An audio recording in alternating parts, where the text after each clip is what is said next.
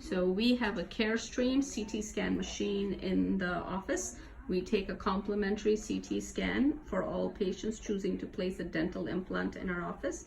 They typically run about $500. CT scans are standard of care for all implant placement. Do not get an implant placed without a CT scan. A CT scan is a three-dimensional image of a tooth. It shows the path of nerves, contours of the sinuses, etc., structures that need to be avoided when placing implants. Without a CT scan, you really cannot see those things.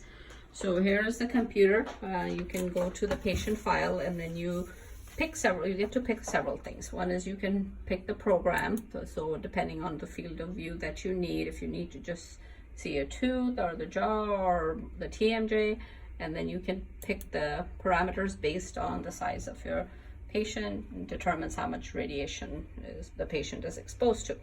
So once we get that, then we obtain a scan. So this is a scan we took for a patient. So it shows the maxillary arch, the mandibular arch.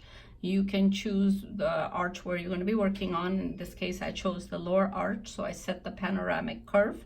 And in case of the lower arch, the mandible, there's a huge nerve, a mandibular canal that runs here. Very important to mark that. There's a mental foramen right there. Anyway, you mark all these structures. Another thing that the CT scan shows is you can measure the density of the bone. So you put a little rectangle there, and then I measured it. In this case, it's 499.44.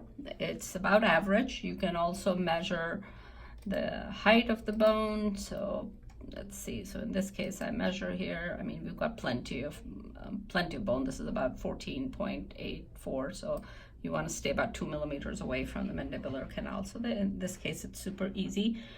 So the CT scan will show us the bone density, which is very important because it determines whether or not a patient can get an implant.